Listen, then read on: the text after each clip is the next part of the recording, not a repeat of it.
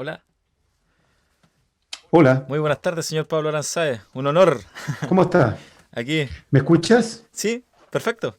Primero, para hacer una introducción de la radio, como más mágico, quiero que usted me diga si se acuerda o de qué se acuerda de cómo era la radio cuando usted era niño o adolescente. ¿Cómo observaba la radio? ¿Cómo era?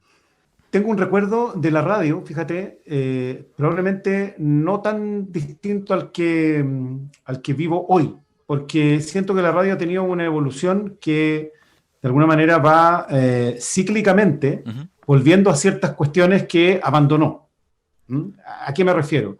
A que yo tengo un recuerdo de una radio más cercana, donde la gente tenía una relación, digamos, más directa con la radio estaba en la cocina, sonaba, uno escuchaba a los locutores que como conversaban con la gente. Claro. Claro, los estilos y las narraciones eran distintas, pero yo tengo ese recuerdo y el recuerdo de también escuchar harta música, porque mi mamá particularmente escuchaba harta música por la radio y algunos programas específicos. ¿Cómo Y cuáles? yo siento que hoy día mi mamá escuchaba el programa Nuestro Canto que hacía Miguel Dabañino en la radio chilena, por ejemplo. Eso es Mm, uno que me acuerdo bien y que lo pero, escuchábamos juntos y a mí me llamaban la atención algunas cosas ahí. a ver, pero para transportarme hacia su imagen mental, así como usted recuerda a su mamá en la cocina con un radio de qué tipo, usted qué edad No, no en la tenía. cocina, porque mi mamá no estaba en la cocina, mi mamá trabajaba, mi mamá es profesora, era Ah, profesional, no mire. estaba en la cocina casi nunca. La Ya, verdad es que ella escuchaba radio por un interés periodístico, por un interés de actualidad, pero también porque le gustaba mucho la música y la cultura y el arte.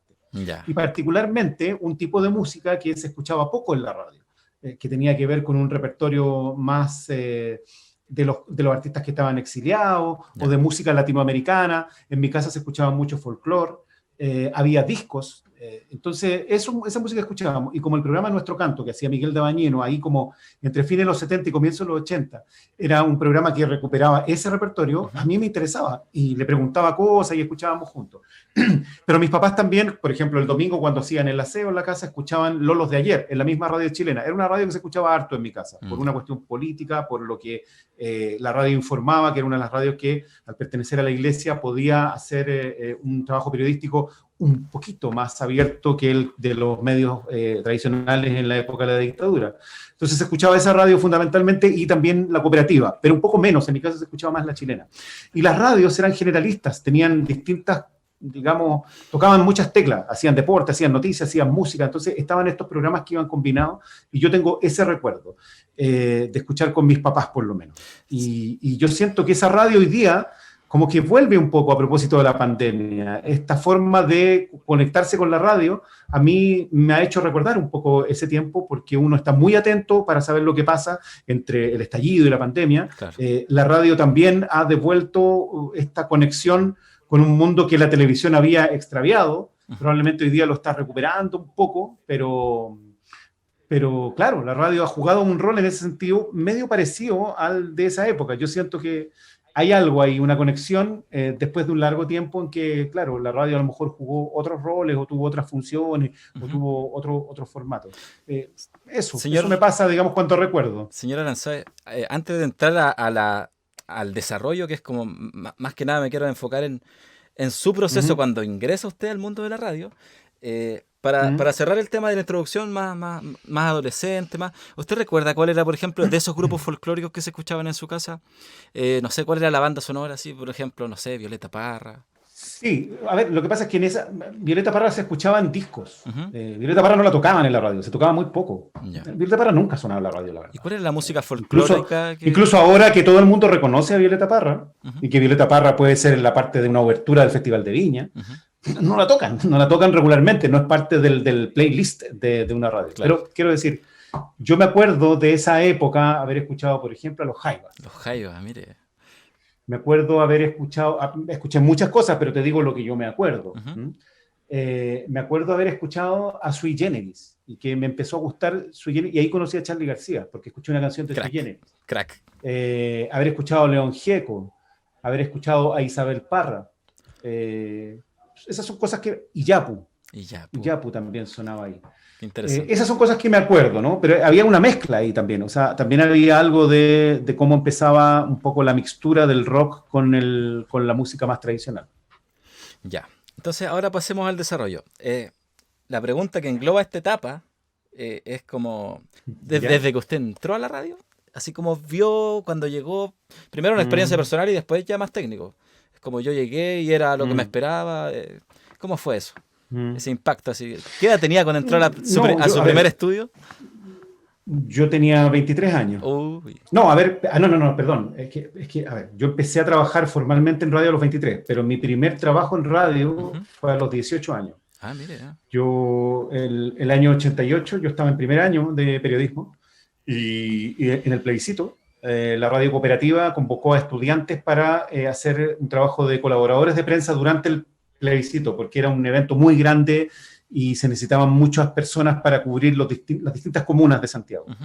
Y ellos no tenían tantos periodistas. Entonces, también había una cuestión de fiscalización del proceso, ¿no? Por el temor a que hubiese fraude y todo lo demás. Entonces, querían tener a alguien en cada comuna y contrataron muchos estudiantes. Y mi ayudante de redacción periodística en la universidad trabajaba en la cooperativa, me dijo, ¿te gustaría trabajar? Yo le dije, ok, sí. Y bueno, trabajé y ahí a mí me tocó estar en la calle fundamentalmente y trabajar con un periodista que era el que despachaba. Yo le pasaba los datos y todo. No estuve en un estudio de radio en rigor, pero trabajé para la radio. Ujú. Trabajé con una credencial de la radio, trabajé con una grabadora, hice entrevistas Qué y todo lo genial. demás. ¿Y qué se Y escuchaba en el la calle? periodista Aldo Anfosi, Ah, ya.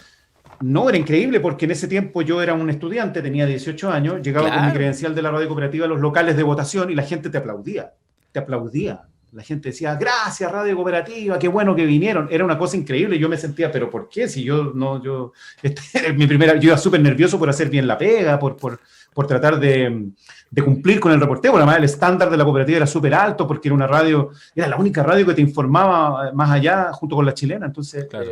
La única mi opositora. preocupación era esa. Y tú llegabas y la gente en la fila esperando para votar, que había mucha gente con muchas ganas de votar, te decía esas cosas, gracias, y te daba las gracias, y me preguntaban por Manola Robles, que era una periodista muy emblemática de ese tiempo. Ujú. Era súper divertido en realidad, pero fue buena experiencia.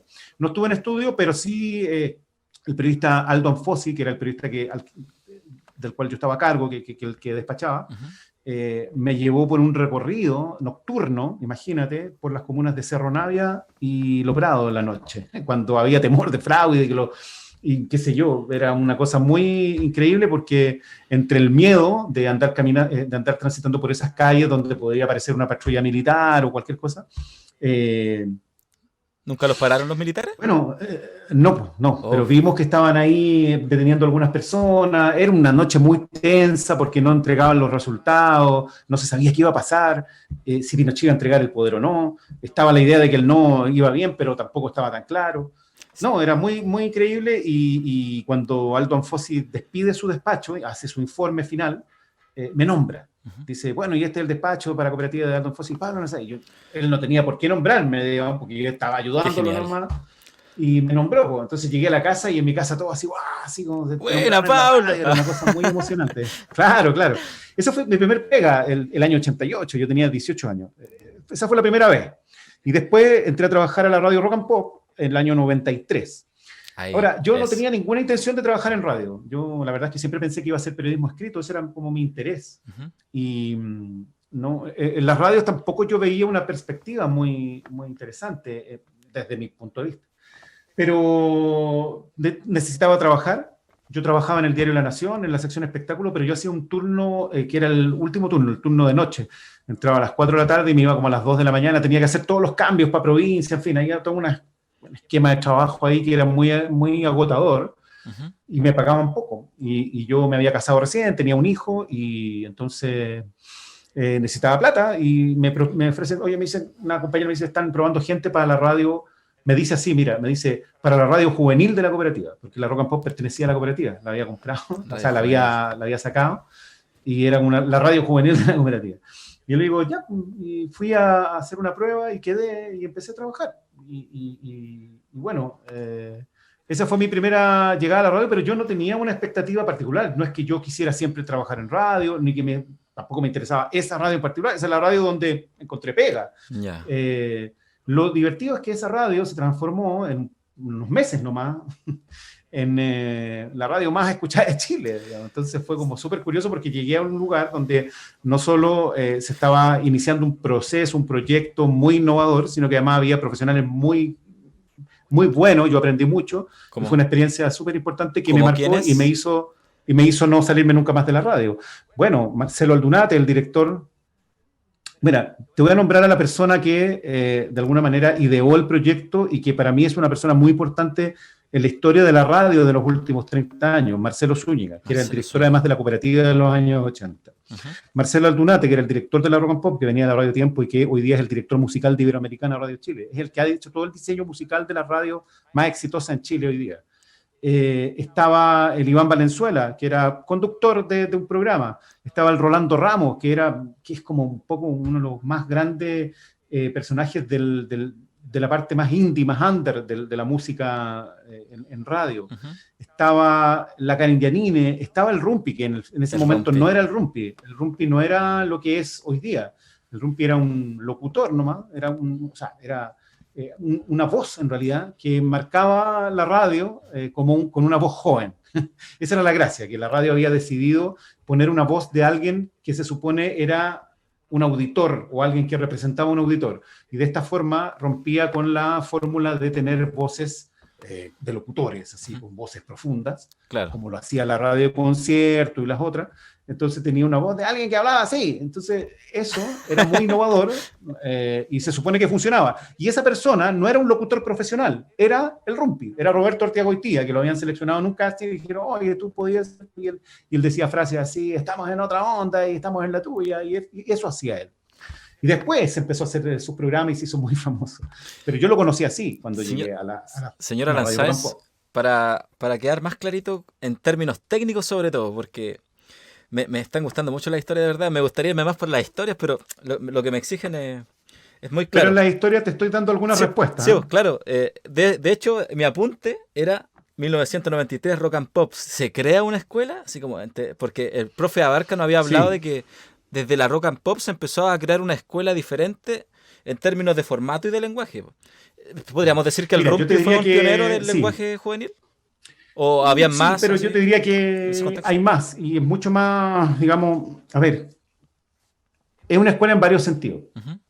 ¿Y por qué te lo digo? Porque, a ver, si tú miras hoy día la gente que está dirigiendo radios o que ha tenido un rol importante en el trabajo radial de años más recientes, muchos pasaron por la Rock and Pop en esos años. Bueno, Iván Valenzuela, que es si tú quieres, un referente radial, ¿no? En términos de lo que ha ido desarrollando después en la cooperativa, en Tele 13 Radio.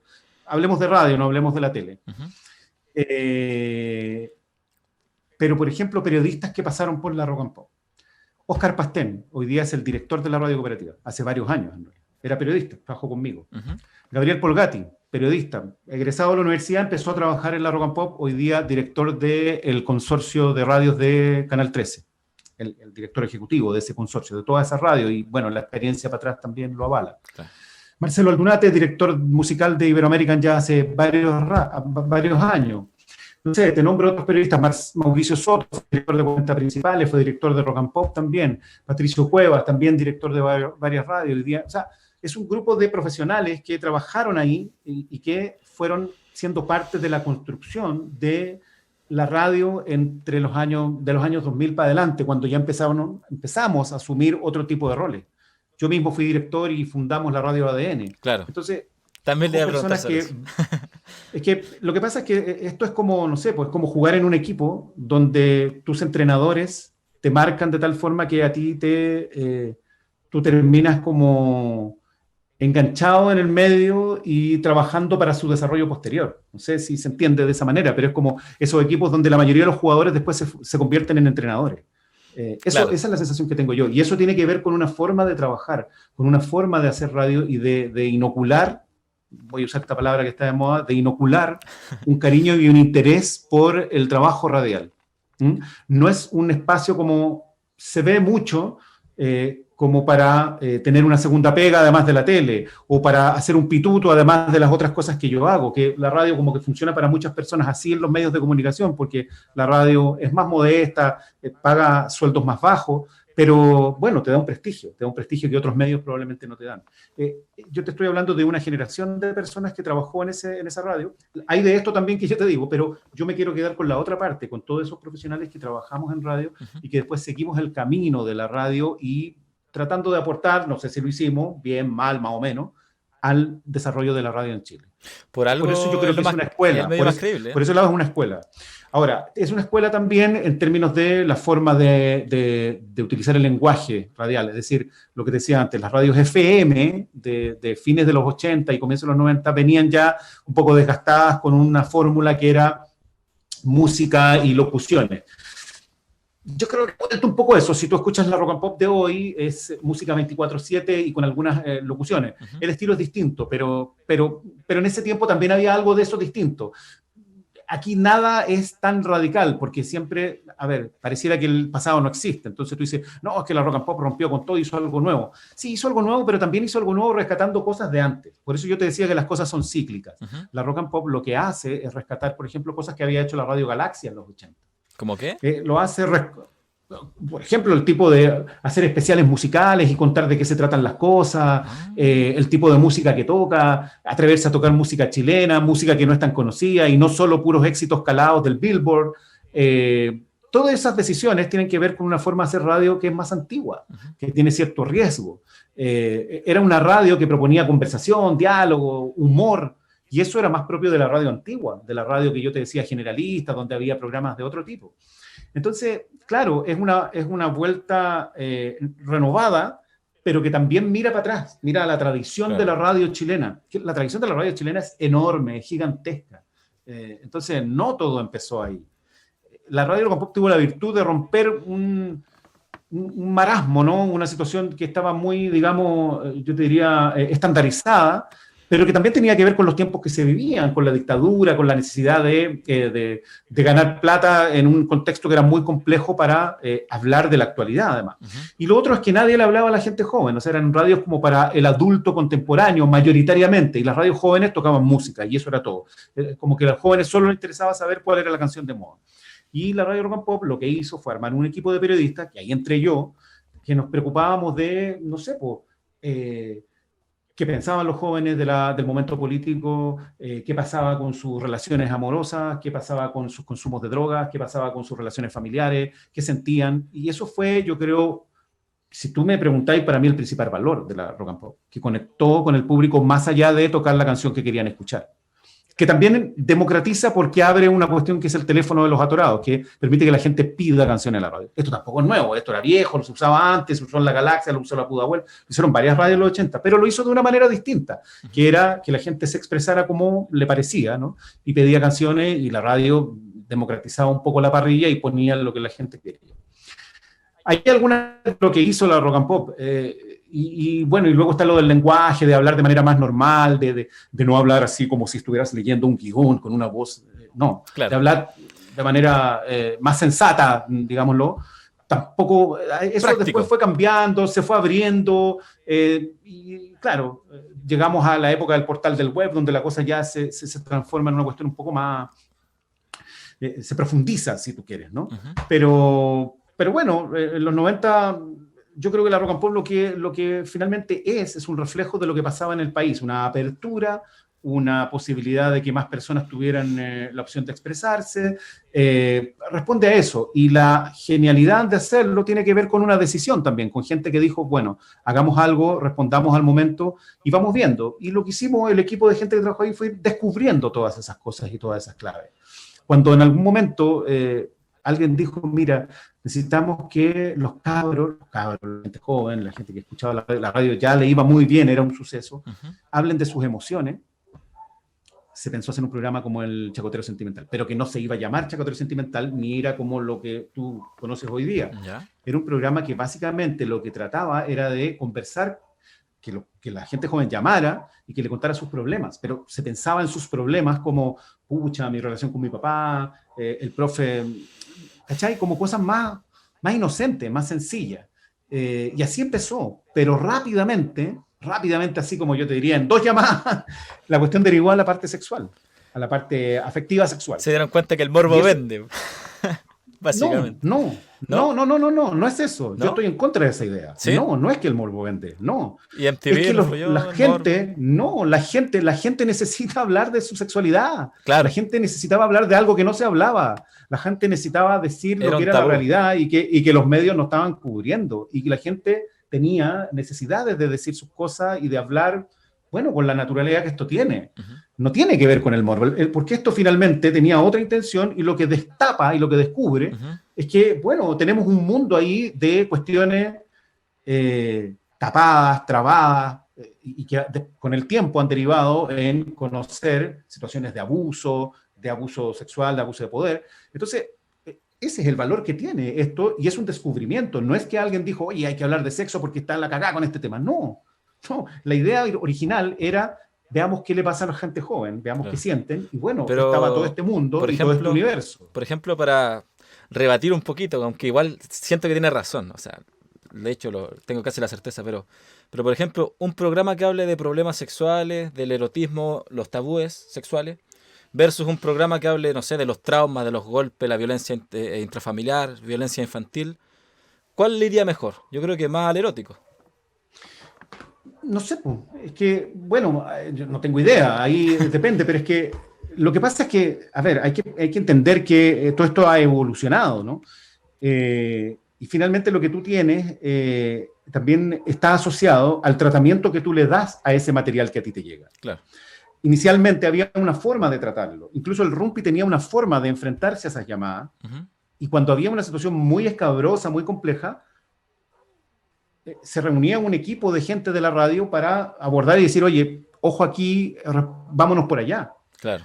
Con No el sé si se tiempo, el entiende. Chacotero Sentimental se transformó en un programa muy exitoso, muy escuchado, y fue derivando en otro tipo de situaciones y probablemente no con ese mismo, no con esa misma mirada, con un control diferente y a lo mejor con una explotación de ciertas cuestiones más, digamos, más del morbo, si tú quieres. Ujú. Pero inicialmente tenía otro sentido. Ahora siempre llama la atención y siempre genera como este choque, ¿no? Porque son cuestiones que tienen que ver con la intimidad. Y el Rumpi tiene una capacidad extraordinaria para agarrar todo eso y transformarlo en algo divertido y hacerlo un espectáculo. O sea, ahí Claro. está el talento de él, El ¿no? Él mérito, claro. transformó todo esto. Él inventó, en las conversas inventó todo. Inventó el grado 1, el grado 2, inventó todo lo que Grado pensando él 7. ahí mismo. Ahora, claro, ahora todas esas cosas que se escuchaban en la Rock tenían que ver con también cuestiones colectivas. Nosotros teníamos un trabajo en equipo bien entretenido, donde se hacía la radio, donde trabajábamos, preparábamos libretos, hacíamos entrevistas y todo. Era un trabajo bien colectivo, porque acá hay algo importante también, hay un recuerdo de la Rock and Pop, a mí me han entrevistado varias veces y piensan que la Rock and Pop era pura chacota y puro pasarlo bien, y que nosotros éramos más o menos un grupo de rock and roll que salía todos los días a carretear y que nos poníamos, no, trabajábamos caleta. Trabajábamos un montón, preparábamos libretos, los programas tenían libreto, reporteábamos. Yo salía con mi grabadora a reportear, entrevistaba a gente, salía la gente a hacerle pedido a la calle, había trabajo de guión, investigación, no había internet, teníamos que averiguar todo por libros, por revistas, por lo que pilláramos, para hacer guiones de música. Todo era un trabajo muy intenso y eso también creo que es importante recalcarlo porque no era que tú te metías al estudio y hacías lo que se te ocurre. No era que el Rumpi hacía lo que quería. No, no era así. Era súper... y eso tiene que ver con la escuela que yo te nombro de quienes hicieron ese trabajo y que también se reflejó en lo que después hicieron los otros que nos dedicamos a hacer radio. La necesidad de trabajar rigurosamente en la radio.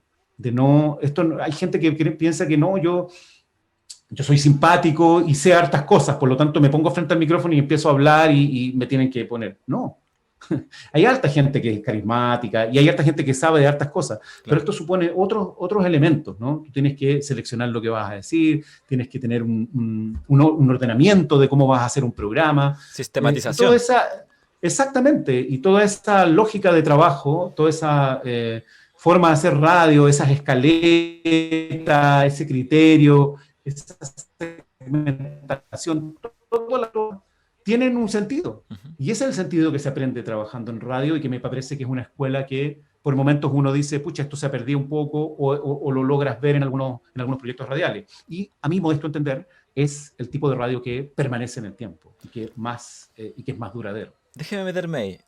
Sobre la sistematización. ¿Cómo es ¿Ya? la radio hoy? ¿Cómo es su sistema hoy? ¿O hacia dónde va? ¿Hacia dónde van las tendencias? No sé, los podcasts, en la radio digital, ¿cómo? Mira, a mí no me gusta mucho hablar de esto porque yo no me creo futurista ni me las quiero dar o sea, yo, mira, en mi larga vida radial he escuchado a mucha gente que se pega el salto con, no, si vamos para allá. No, si ya esto ya va a morir. O sea, gente que me ha dicho que la radio ya se acaba en unos años más. Ujú. Caleta, porque yo soy un poquito escéptico, lo cual no significa que tú tengas las herramientas para estar preparado de acuerdo a lo que tú ves, ¿no? Claro. Pero mira, yo hace tiempo atrás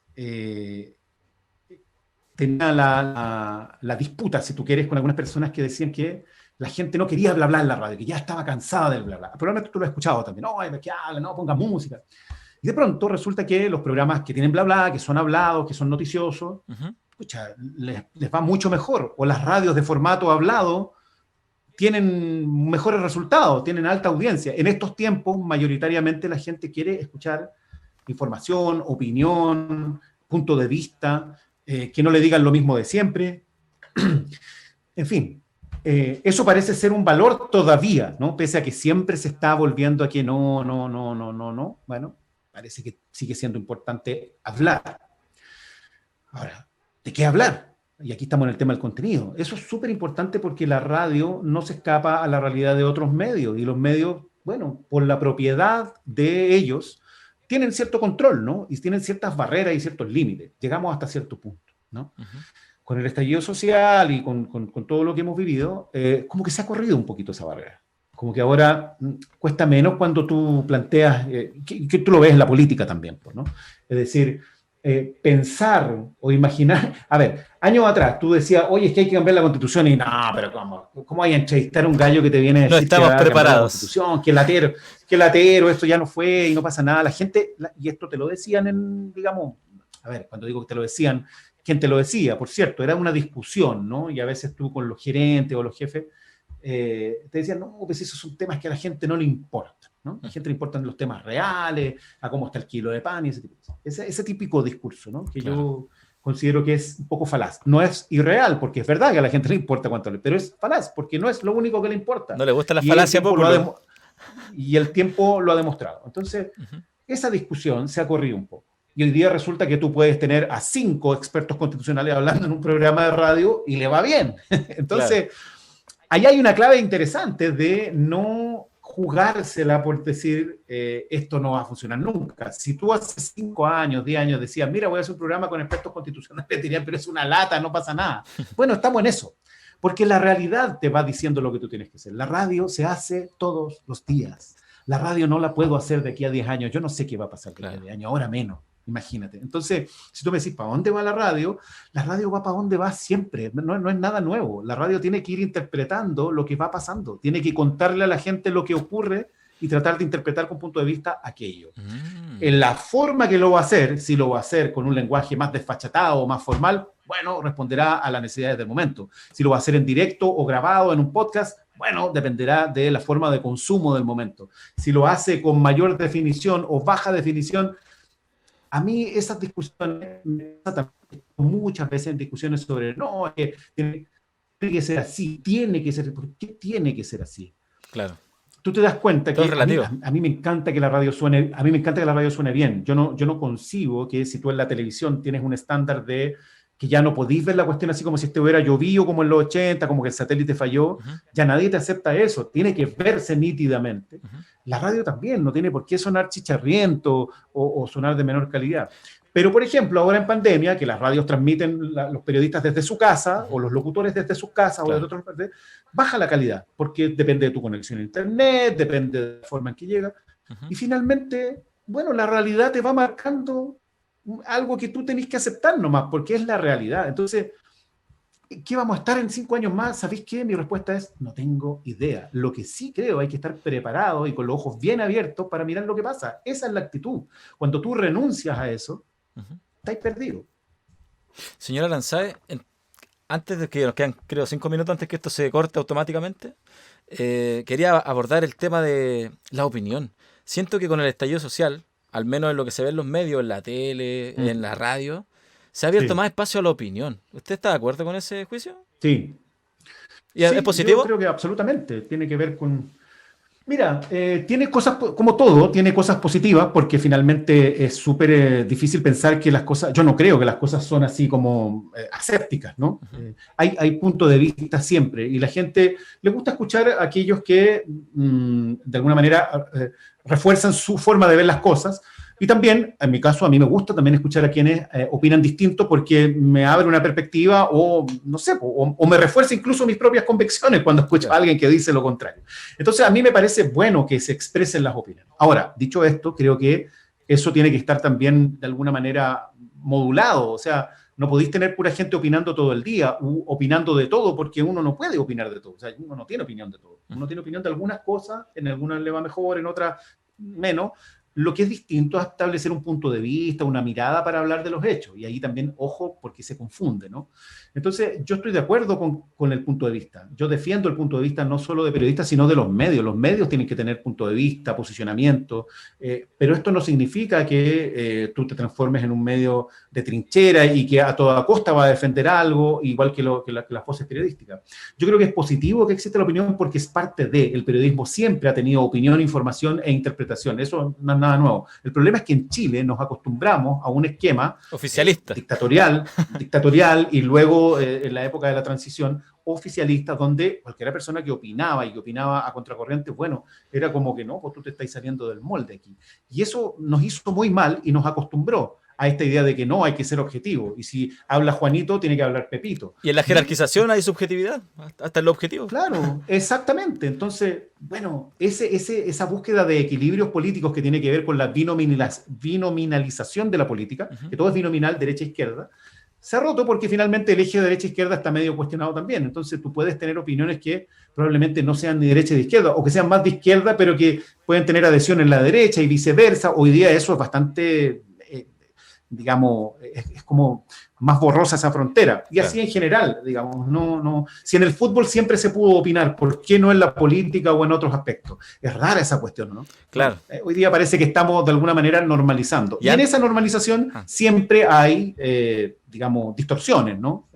Pero eso es parte de. Siempre cambia igual, porque antes era política y religión, ahora es solo política. O de a poco menos también, porque la religión de a Tiene que ver con poco... los momentos, Sí, tiene que ver con los momentos del país. Hoy día la religión tiene menos importancia, pues la iglesia está en el claro. suelo. Entonces, la religión es menos importante. Hoy día todos estamos en un momento súper político. Y qué bueno Por en eso la parte. opinión es más política. Señora Aranzáez, lo último antes que... Bueno, aprovecho de despedirme por si no alcanzo, pero me gustaría que nos dejara a todos los que estudian periodismo, a los Ujú, que siguen el periodismo, una ujú. recomendación para estos tiempos de los periodistas. ¿Qué usted le recomienda a los periodistas de ahora? Bueno, es que es difícil esta recomendación porque estamos en pandemia y no se puede salir mucho, pero mi recomendación es salir del mundo digital, del mundo de las redes sociales un rato. No digo que esté mal estar ahí, yo no satanizo nada, Ujú. pero creo que es bueno salir, darse una vuelta, agarrar la bicicleta, ir a otros barrios, ir a otras comunas, mirar, conversar con la gente, ir a la feria, moverse, viajar y tratar de, cuando digo esto, hacerlo con un sentido periodístico también, y capturar y sentir otros sonidos, sentir otras sensibilidades. Eso ayuda mucho porque eso te da un sentido de realidad, que muchas veces perdemos porque estamos metidos aquí en el El mundo computador, aquí en las virtual. redes sociales y aquí en el mundo, digamos, donde siempre está ahí en los mismos ejes, ¿no? Tú sigues a una cantidad de personas y más o menos te mueves ahí. Miro Claro. ciertos medios y te mueves ahí. Escucho a ciertas personas y me muevo ahí. Bueno, eso hay que romperlo de pronto y tratar de salir a otro lugar, Romper la escuchar a otras ventana de personas, Overton. sentir otros. Exactamente, pero eso moviéndose. Esto no podemos, o sea, esta pandemia nos ha obligado a encerrarnos y cuando podamos, apenas podamos, tenemos que salir a movernos y a buscar y a mirar. Hay que recuperar eso. Hay que recuperar, en el término de la radio, también el ir a buscar sonidos a otras partes, voces a otras partes. Y recuperar esa idea de, hoy día que la tecnología nos permite, más que antes había que salir con un cargamento más o menos importante, Ujú. registrar esas cosas también en otras partes. Pablo Aranzáez, periodista de Radio Sonar. Lo sigo en las tardes. Muchas gracias por esta entrevista. Le mando un gran Bueno, abrazo y ha sido todo un honor para mí, la verdad. Honestamente lo digo. bueno, muchas gracias para mí también. Chaito, que esté muy bien.